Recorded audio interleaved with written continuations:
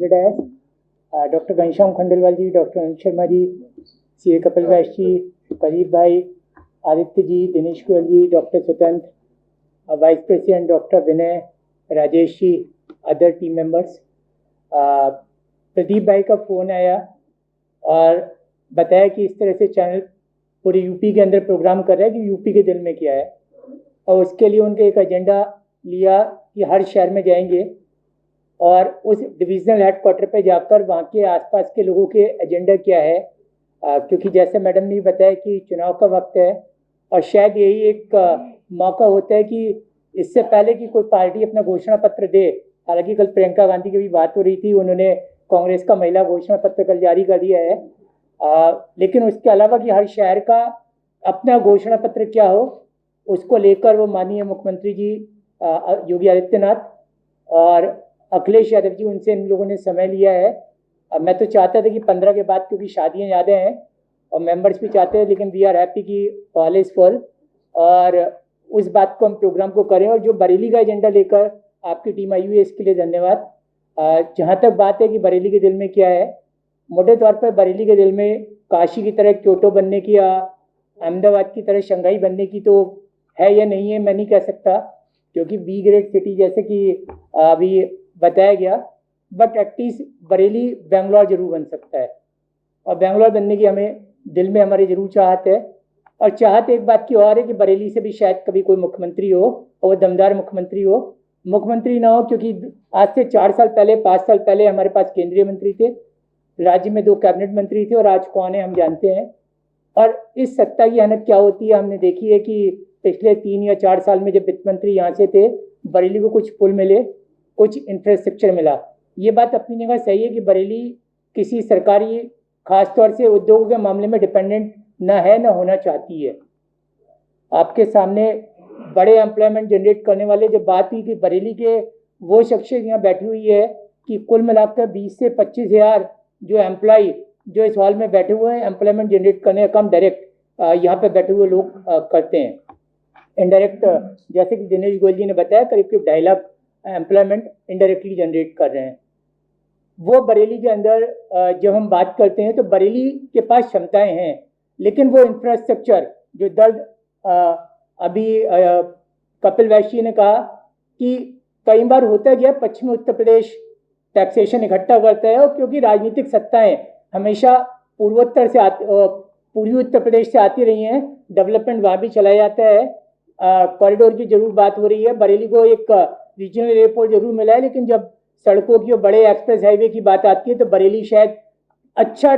Top 4 उन divisions में आता है बरेली, जो सबसे ज़्यादा गवर्नमेंट को टैक्स कलेक्ट करके देते हैं। लेकिन हम जब बदायूं पर जाते हैं तो 6 साल 7 साल 8 साल हमको बदायूं रोड की एनओसी, क्योंकि मेरा अपने प्रोजेक्ट्स की वजह से कई जगह जाना होता है। लाल फाटक का मतलब अपने आप में क्या है,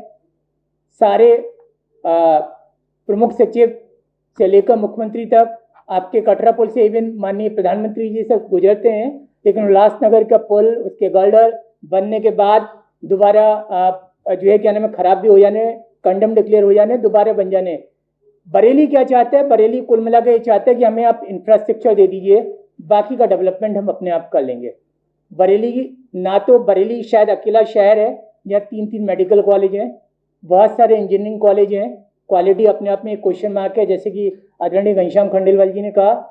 प्राइवेट यूनिवर्सिटीज़ भी हैं, आ रही हैं, BMS कॉलेजेस कुछ आने वाले हैं। तो हमारे पास अपने आप करने का दम ये बरेली रखती है, अपने आप में हौसलों का शहर ये बरेली है। हम अपने आप कर लेंगे, लेकिन जो गवर्नमेंट की जिम्मेदारी है, रेगुलेटरी अथॉरिटी की जो जिम्मेदारी, वो बिजली है, वो पानी है, वो सड़कें हैं। और सड़कों का विकास अगर जिस दिन हो जाएगा, जैसे पुराने ज़माने में अगर आप देखें जो सभ्यताएं बसी वो नदियों के किनारे बसी, क्योंकि शायद वो एक एसेंशियल कमोडिटी थी जो जिंदा रहने की शर्त थी। जब लोगों ने आग जलाना सीखा, शुरुआत के शहर नदियों के किनारे बसे, चाहे आप न्यूयॉर्क से लेकर आप अपना इंडस वैली सिविलाइजेशन सिंधु सभ्यता तक की बात कर लें, पुराने हिंदुस्तान के भी शहर देख लें, सारे वैसे बसे। उसके बाद जहाँ पे बड़ी रोड्स कहीं उसके आसपास शहर बसे, और अब जहाँ पे हवाई अड्डे हैं वहाँ शहरों का डेवलपमेंट हुआ है। बरेली में डेफिनेटली ये रीजनल, जैसे कि आदरणीय घनश्याम खंडेलवाल जी ने कहा, रीजनल एयरपोर्ट आए। हम चाहते हैं कि इसकी उड़ानें बढ़ें,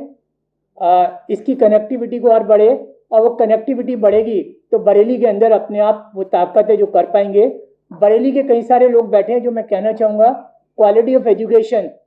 उसकी ओर ध्यान देने की ज़रूरत है। और दूसरी ज़रूरत है कि दुनिया में आप आगे तब निकलते हैं, मैं हमेशा कहता हूँ, जब आप आगे दूसरों से आगे का सोचते हैं। और बरेली को सोचने की ज़रूरत है रिसर्च और इनोवेशन के ऊपर। जो वो मुल्क ही आगे निकल पाए हैं जिन्होंने रिसर्च और इनोवेशन के ऊपर काम किया है।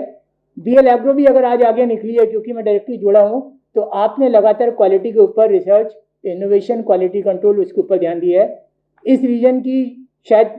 सबसे बड़ी लैब 250 किलोमीटर तक आपको नहीं मिलेगी जो क्वालिटी कंट्रोल की लैब है, फूड की, ऑयल की और बाकी सारी चीज़ों के लिए लगातार हम फोकस करना चाह रहे हैं। और पन्नगर यूनिवर्सिटी के साथ, रोहिलखंड यूनिवर्सिटी के साथ, HPDI कानपुर के साथ लगातार टैप से वहाँ से लाने की, लोगों को बुलाने की कोशिश कर रहे हैं। लेकिन स्किल और क्वालिटी, इसके लिए अभी भी एक बड़ा चैलेंज है, जिसके लिए आप हमें कनेक्टिविटी दे देंगे, एक एनवायरनमेंट आप दे देंगे, लॉ एंड ऑर्डर आप दे देंगे, रेगुलेटरी सिस्टम आप दे देंगे, ईज ऑफ डूइंग बिजनेस आप दे देंगे, तो बरेली की जनता, यहाँ के उद्योगपति, यहाँ के लोगों में वो ताकत है कि वो अपने आप अपना डेवलपमेंट कर लेंगे। लीडर डेफिनेटली यहाँ से मजबूत नहीं रहे, लेकिन शायद इसीलिए मैंने अपनी बात को कहा था कि मेरी चाहत इस बात की है कि बरेली से किसी दिन दमदार मुख्यमंत्री हो सकता है, क्यों नहीं हो सकता, ठीक है। बरेली से कोई दमदार मंत्री हो जो बरेली के लिए बिजली ना आने पर मुर्गा बनाने की क्षमता तो न रखता हो, लेकिन फोन करके उद्योगों को बिजली दिलवाने की क्षमता रखता हो, लोगों के लिए एक ऐसी, जो उद्योगों के लिए जो हैसल्स हैं जो उनको दूर कराने की क्षमता रखता हो। बाकी बरेली अपने आप स्वयं में तरक्की करने में सक्षम है, यहाँ के लोग ताकतवर हैं। एक बार इंसाइडर की टीम को, स्पेशली मुदित चतुर्वेदी जी को, वो पैनल, जब बात आई, मैंने कहा बरेली के करीब करीब वो सारे लोग जो अपने अपने क्षेत्र में उद्योगी हों, चाहे वो शिक्षा है, चाहे चिकित्सा है, उद्योग है, टैक्सेशन है, उन सब के बारे में आपके पास बात रखने वाले लोग आ जाएंगे। मैं आप सबका भी हृदय से धन्यवाद करता हूँ कि आप सब ने हमारी रिक्वेस्ट को स्वीकारा और अपना समय दिया। और खासतौर से वो लोग सामने बैठे हुए लोग, उनमें से बहुत सारे लोग हैं, अभी आप क्वेश्चन आंसर देखेंगे तो